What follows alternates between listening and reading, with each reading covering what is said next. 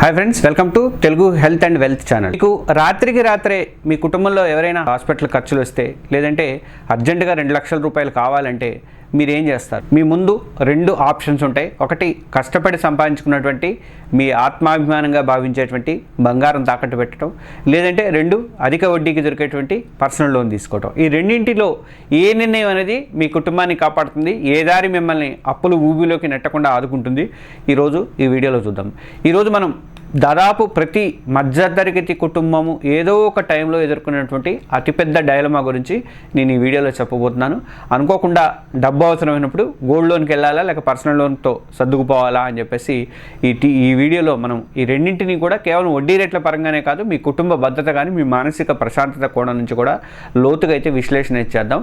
ఈ వీడియో చివరిదాకా చూడండి. మీ పరిస్థితి ఏది సరైందో మీరే ఒక స్పష్టమైనటువంటి నిర్ణయానికి అయితే వస్తారు. అందువల్ల వీడియోని చివరిదాకా చూడండి. అసలు విషయంలోకి వెళ్లే ముందు ఈ నిర్ణయం ఎందుకు ఇంత కీలకం అనేది ముందు అర్థం చేసుకుందాం. మన దేశంలో మెజారిటీ ప్రజలు మధ్యతరగతి కుటుంబం నుంచి ఉన్న వాళ్ళే ఉంటారు. నెలకి 25,000 నుంచి 50,000 సంపాదించే కుటుంబాలకు ఊహించినటువంటి ఖర్చులు అనేవి పిడుగులాంటి వార్తలాగా అనిపిస్తుంటాయి. అది పిల్లల చదువు కావచ్చు, ఇంట్లో పెళ్ళిళ్ళు కావచ్చు, లేదంటే దేవుడు కళలో కూడా చూపించకూడదని చెప్పేసి అనుకునేటువంటి వైద్య ఖర్చులు కావచ్చు. ఇలాంటి టైంలో మన సేవింగ్స్ సరిపోకపోవచ్చు కూడా. సరిగ్గా ఇలాంటి పరిస్థితి మన గణేష్ది. ఆయన ఒక ప్రైవేట్ కంపెనీలో పనిచేసేటువంటి సాధారణ ఉద్యోగి. నెలకు 30,000 రూపాయల శాలరీ వస్తుంది. తన తండ్రికి అకస్మాత్తుగా గుండె ఆపరేషన్ చేయించాల్సి వచ్చింది. హాస్పిటల్ ఖర్చులకి 2 లక్షలు కావాలి.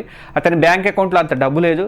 ఇప్పుడు అతని ముందున్నటువంటి రెండే దారులు, ఇంట్లో ఉన్న భార్య బంగారాన్ని తాకట్టు పెట్టడమా, లేకపోతే బ్యాంక్ ఆఫర్ చేస్తున్నటువంటి పర్సనల్ లోన్ తీసుకోవడమా, ఈ రెండే ఆప్షన్స్ ఉన్నాయి. ఈ నిర్ణయం కేవలం డబ్బుకు మాత్రం సంబంధించిందే కాదు, అది కుటుంబ భవిష్యత్తుతోనూ మనశ్శాంతితో కూడా ముడిపడి ఉంది. ఒక్క తప్పటడుగు వేస్తే అధిక వడ్డీల రూపంలో ఏళ్ల తరబడి కష్టపడాల్సి రావచ్చు, లేదంటే అంతకంటే ఇష్టమైనటువంటి బంగారాన్ని కూడా పర్మనెంట్గా వదులుకోవాల్సిన పరిస్థితి కూడా ఏర్పడవచ్చు. అందుకే ప్రతి అంశాన్ని కూడా వివరంగా పరిశీలించడం అనేది చాలా ముఖ్యం. గోల్డ్ లోను మన ఇంట్లో ఉన్నటువంటి ఆపద్బాంధవుడు అని చెప్పుకోవచ్చు. ముందుగా గోల్డ్ లోన్ గురించి మనం మాట్లాడుకుందాం. సింపుల్గా చెప్పాలంటే మీ ఇంట్లో ఉన్న బంగారాన్ని బ్యాంక్ లేదా నాన్ బ్యాంకింగ్ ఫైనాన్స్ కంపెనీలు NBFCలో హామీగా పెట్టి దాని విలువకు తగినటువంటి డబ్బును అప్పుగా తీసుకోవడం, ఇది సెక్యూరిటీ లోన్ కిందకి వస్తుంది. అంటే మీరు హామీ ఇస్తున్నారు కాబట్టి ఆ బ్యాంకుకి అనేది రిస్క్ తక్కువ. మీరు గోల్డ్ పెట్టి తీసుకుంటున్నారు కాబట్టి బ్యాంక్ రిస్క్ తక్కువ. కాబట్టి ఇక గోల్డ్ లోన్ యొక్క ప్రయోజనాలు ఏంటనేది చూద్దాం మనం. ఫస్ట్ ఏంటంటే తక్కువ వడ్డీ రేటు. ఇది అతిపెద్ద ప్లస్ పాయింట్ ఏంటంటే తక్కువ వడ్డీ రేటు. పర్సనల్ లోన్తో పోలిస్తే గోల్డ్ లోన్ వడ్డీ రేట్లు అనేవి చాలా తక్కువ ఉంటాయన్నమాట. ఎందుకు అంటే మీరు బంగారం రూపంలో ఒక విలువైనటువంటి బలమైనటువంటి హామీని వాళ్ళకి ఇస్తున్నారు కాబట్టి మీరు కట్టలేకపోయినా వాళ్ళు మీ బంగారాన్ని అమ్మి బ్యాంకు తన డబ్బు తీసుకుంటుంది అనమాట. అందుకే తక్కువ వడ్డీకి లోన్ ఇస్తుంది. సాధారణంగా వడ్డీ రేట్లు అనేవి ఏడాదికి 8.25% నుంచి అయితే స్టార్ట్ అవుతాయి. మీరు ఎంచుకునేటువంటి బ్యాంకు బంగారం స్వచ్ఛత బట్టి కూడా ఇది కాస్త అటు ఇటు కూడా రేటు కూడా తగ్గే అవకాశాలు కూడా ఉండొచ్చు అనమాట. రెండోది ఏంటంటే ప్రాసెసింగ్ స్పీడప్ అనమాట. అర్జెంట్ డబ్బు అవసరాలకు ఇంతకంటే ఫాస్ట్ ఆప్షన్ అయితే ఏది ఉండదు. మీరు మీ గోల్డ్తో బ్రాంచ్కి వెళ్తే గంటల వ్యవధిలోనే మీ గోల్డ్ వాల్యూ లెక్కగట్టి డాక్యుమెంటేషన్ పూర్తి చేసి మీ డబ్బుని మీ చేతిలో లేదంటే అకౌంట్లో వేస్తారన్నమాట. 80% దాకా ఇస్తారని అంటున్నారు. కొన్నిసార్లు కేవలం 30-45 మినిట్స్లోనే పని అయితే కంప్లీట్ అవుతుంది గోల్డ్ లోన్కి. ఇక మూడోది ఏంటంటే క్రెడిట్ స్కోర్. అంటే సిబిల్ స్కోర్ ఉండాల్సిన అవసరం లేదు, దాంతో పనే లేదు అసలు. ఇది ఒక చాలా మందికి వరం ఏంటంటే మీ క్రెడిట్ కోర్స్ తక్కువ ఉన్నా కానీ, లేదా మీకు అసలు ఎలాంటి క్రెడిట్ హిస్టరీ లేకపోయినా కానీ మీకు గోల్డ్ లోన్ అనేది మాత్రం ఈజీగా దొరుకుతుంది. ఎందుకంటే ఇక్కడ మీ సిబిల్ స్కోర్ కంటే కూడా మీరు పెట్టేటువంటి బంగారం విలువ అనేది ఆ బ్యాంక్ వాళ్ళకి, ఆ NBFC వాటికి ముఖ్యం అనమాట. ఇక తక్కువ డాక్యుమెంటేషన్. అంటే పర్సనల్ లోన్ లాగా శాలరీ స్లిప్లు కానీ, బ్యాంక్ స్టేట్మెంట్, 6 నెలల బ్యాంక్ స్టేట్మెంట్ పట్టుకోండి, ఇన్కమ్ ప్రూఫ్లు పట్టరండి, అడ్రస్ ప్రూఫ్లు పట్టరండి, ఇట్లాంటి పెద్ద చాంతాడు లిస్ట్ అయితే అవసరం లేదు. కేవలం మీ గుర్తింపు కార్డు అంటే ఆధార్ కానీ, పాన్ కార్డు, ఇంకా అడ్రస్ ప్రూఫ్ కూడా ఉండాలి. అడ్రస్ ప్రూఫ్ ఉంటే సరిపోతుంది అనమాట. అయితే గోల్డ్ లోన్తో ఉన్నటువంటి ఇబ్బందులు ఏంటంటే ఇందులో ఉన్న ఒకే ఒక్క అతిపెద్ద భయం బంగారాన్ని కోల్పోయేటువంటి ప్రమాదం. అంటే మీరు గడువు లోపల ఆ లోన్ మొత్తాన్ని వడ్డీతో సహా తిరిగి చెల్లించకపోతే బ్యాంక్ మీకు నోటీసులు పంపి ఆ తర్వాత మీ బంగారాన్ని వేలం వేస్తుంది అనమాట. ఇది కేవలం ఎకానమికల్ లాస్ మాత్రమే కాదు, మనలో చాలామందికి ఏంటంటే బంగారంతో, గోల్డ్తో ఎమోషనల్ కనెక్షన్ ఉంటుంది. అది తరతరాలుగా వస్తున్నటువంటి ఆస్తి కావచ్చు, లేకపోతే పెళ్ళినాటి జ్ఞాపకం కావచ్చు, మీ అత్తగారు పెట్టిందని, లేదంటే అలాంటి బాండ్ ఉన్నటువంటి గోల్డ్ని కోల్పోవడం అనేది చాలా బాధాకరంగా అనిపిస్తూ ఉంటుంది. ఇక పర్సనల్ లోన్ ఏంటంటే పర్సనల్ లోన్ అనేది హామీ లేనటువంటి అప్పు, కానీ అధిక భారం అనమాట. ఇప్పుడు పర్సనల్ లోన్ అంటే వ్యక్తిగత రుణం గురించి ఆలోచిద్దాము. ఇది ఒక అన్సెక్యూర్డ్ లోను. ఇందులో మీరు ఎలాంటి ఆస్తిని కూడా హామీగా పెట్టాల్సిన అవసరం లేదు. బ్యాంకులు కేవలం మీ ఆదాయం కానీ, మీ ఉద్యోగం కానీ, ఇంకా ముఖ్యంగా చెప్పాలంటే మీ క్రెడిట్ స్కోర్ని చూసి మీ లోన్ అయితే ఇస్తుంది అనమాట. పర్సనల్ లోన్లో బెనిఫిట్స్ ఏంటంటే ఫస్ట్ ఏంటంటే హామీ అవసరం లేదు. దీనికి ఉన్నటువంటి అతిపెద్ద అట్రాక్షన్ ఏంటంటే మీరు మీ ఆస్తులు కానీ లేకపోతే బంగారాలు కానీ దీనికి పర్సనల్ లోన్కి తాకట్టు పెట్టాల్సిన, రిస్క్లో పెట్టాల్సిన అవసరం అంతకన్నా లేదనమాట. పర్సనల్ లోన్లో ఉన్నటువంటి ఇబ్బందులు ఏంటి అంటే ఫస్ట్ అధిక వడ్డీ రేట్లు ఉంటాయి. చాలా ప్రమాదకరమైనటువంటి విషయం ఇది. పర్సనల్ లోన్ వడ్డీ రేట్లు ఎప్పుడు కూడా గోల్డ్ లోన్ కంటే కూడా చాలా ఎక్కువ ఉంటాయి అన్నమాట. ఇవి సాధారణంగా ఏడాదికి 10.5తో స్టార్ట్ అవుతాయి. 6లో కూడా ఇవ్వచ్చు, 6 చిల్లరతో కూడా. అలా అక్కడ మొదలై 24% దాకా వెళ్ళిపోతుందంట. అంతకంటే ఎక్కువ కూడా వసూలు చేస్తారనమాట. అంటే బ్యాంకుకి మీ నుంచి ఎలాంటి హామీ లేదు కాబట్టి ఆ రిస్క్ని భర్తీ చేసుకోవడానికి మీ దగ్గర అధిక వడ్డీని బ్యాంకులు వసూలు చేస్తాయి అనమాట.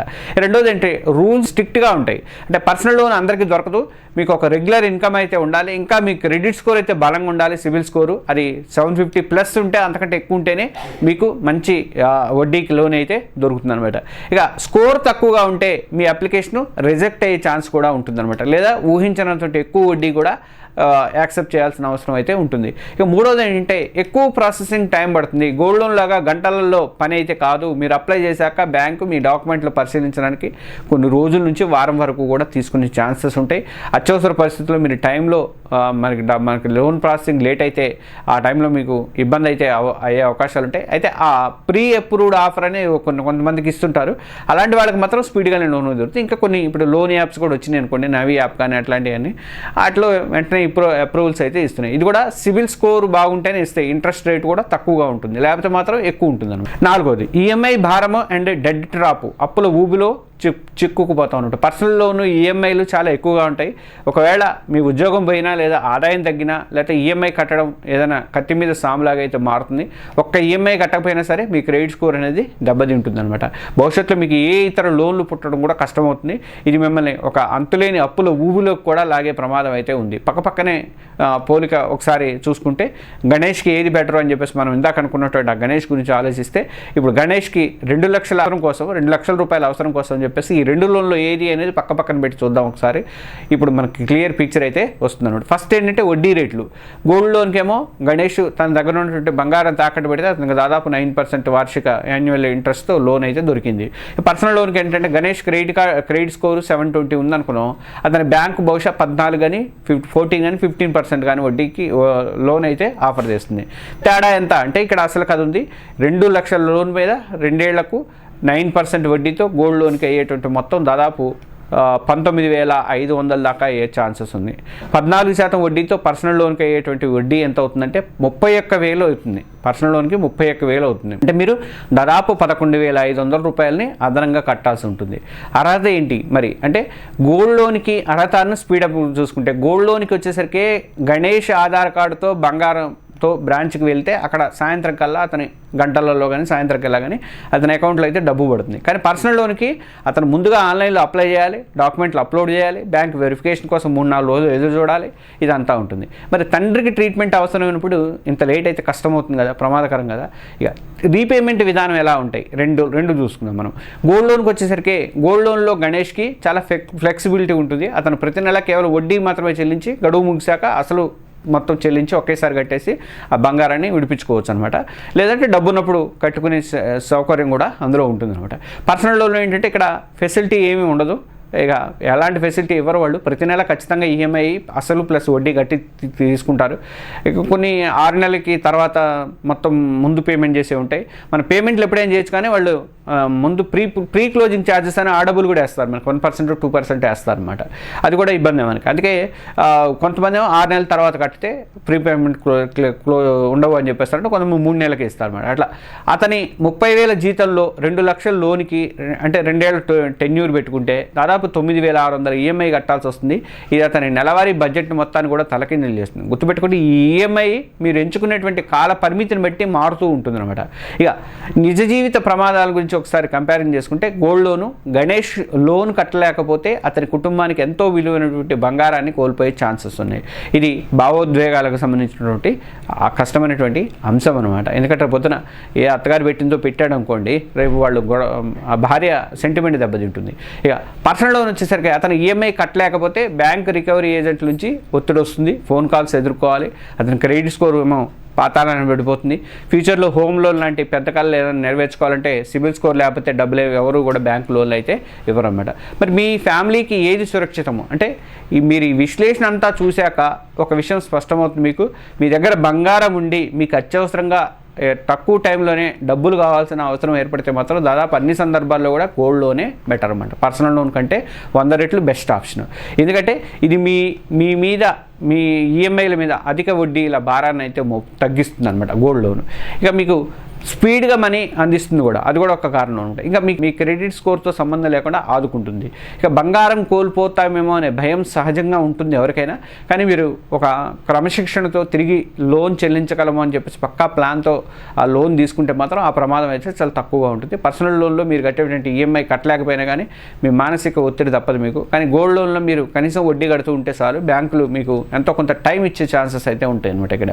ఇక మీ పర్సనల్ లోన్ ఎప్పుడు తీసుకోవాలి మరి? పర్సనల్ లోన్ అంటే మీ దగ్గర తాకట్టు పెట్టడానికి ఎలాంటి ఆస్తి కూడా లేదు, మీ క్రెడిట్ స్కోర్ 750 కంటే ఎక్కువగా ఉండి, మీకు స్థిరమైనటువంటి ఉద్యోగము, తర్వాత మంచి జీతం ఉండి, రాబోయే కొన్నేళ్లలో పాటు మీ ఉద్యోగానికి ఎలాంటి డోకా లేదు అనే పూర్తి నమ్మకం ఉన్నప్పుడు మాత్రమే పర్సనల్ లోన్ అనేది ఆలోచించండి.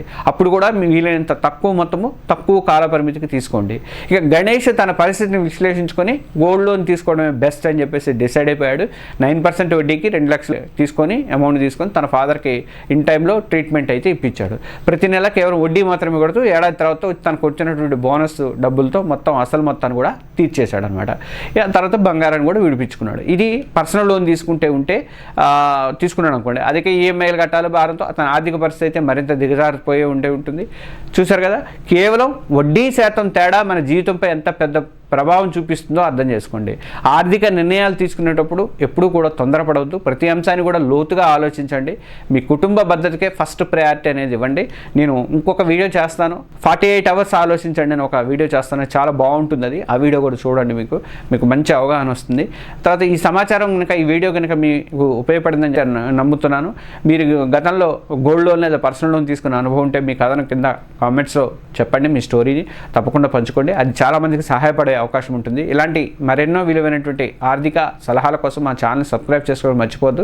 ఈ వీడియో నచ్చితే లైక్ చేసి మీ ఫ్రెండ్స్తో అండ్ కుటుంబ సభ్యులతో కూడా షేర్ చేయండి. ఎందుకంటే సరైన నాలెడ్జ్ ఉంటే అది మనల్ని అప్పుల బారి నుంచి కూడా కాపాడుతుంది.